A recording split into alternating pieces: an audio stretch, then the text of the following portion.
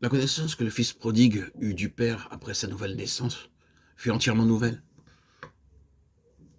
telle qu'il n'en avait jamais eu auparavant. Il n'avait réellement jamais connu son père avant que la grâce ne paraisse. Son esprit avait été tiré de la mort, de l'obscurité, de l'éloignement, de la désolation, du chaos. Et il eut alors non pas simplement une connaissance objective de celui qu'il avait appelé père, mais une compréhension et une appréciation subjective et expérimentale de lui, car l'esprit du Fils était né en lui, ou lui avait été donné, par lequel il s'écria Abba Père. Il n'y a pas de relation avec Dieu ou de connaissance de Dieu qui nous sauve, si ce n'est par la grâce et la nouvelle naissance. Ainsi donc, ceux qui sont nés de nouveau sont devenus de petits enfants. Matthieu 18,3, de petits enfants en Christ. 1 Corinthiens 3,1. Dans les choses spirituelles, ce n'est pas mal si nous ne le restons pas. Ces petits enfants doivent tout apprendre à nouveau, parce que toutes choses sont devenues nouvelles. Et tout cela vient de Dieu. 2 Corinthiens 5, 17, 18. Ils ont à apprendre une nouvelle sorte de connaissance, à vivre un nouveau genre de vie, en nouveauté de vie. Romains 6, 4.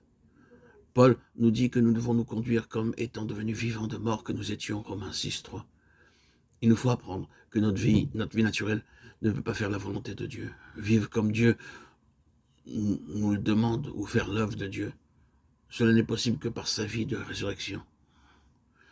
Cette vérité peut nous offenser, car elle demande que nous admettions et reconnaissions notre faiblesse.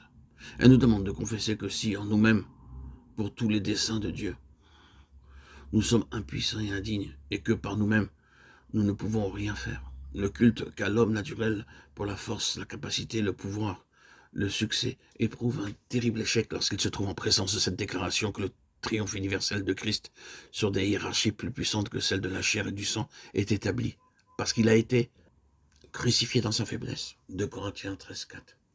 Dieu a été réduit à une certaine impuissance. Et la folie de Dieu est plus sage que les hommes, et la faiblesse de Dieu plus forte que les hommes. Considérez, frères et sœurs en Christ, mes chers bien-aimés, mes chers amis, auditeurs, auditrices, que parmi vous, qui avez été appelés, il n'y a ni beaucoup de sages selon la chair, ni beaucoup de puissants, ni beaucoup de nobles. Mais Dieu a choisi les choses folles du monde pour confondre les sages. Dieu a choisi les choses faibles du monde pour confondre les fortes. 1 Corinthiens 1, 25, 27. Se glorifier dans les infirmités afin que la puissance de Christ repose sur lui, c'est un cri qui est bien éloigné de Saül de Tarse naturel. Mais quel changement extraordinaire s'est fait dans sa mentalité. Dieu a cependant toujours tracé une ligne très large entre la force et la puissance naturelle, d'un côté, et mon esprit de l'autre. Et cette distinction demeure à jamais. Ce n'est pas par la puissance ou par la force, mais c'est par mon esprit que s'accomplit cette œuvre, a dit l'Éternel. Zacharie 4, 6.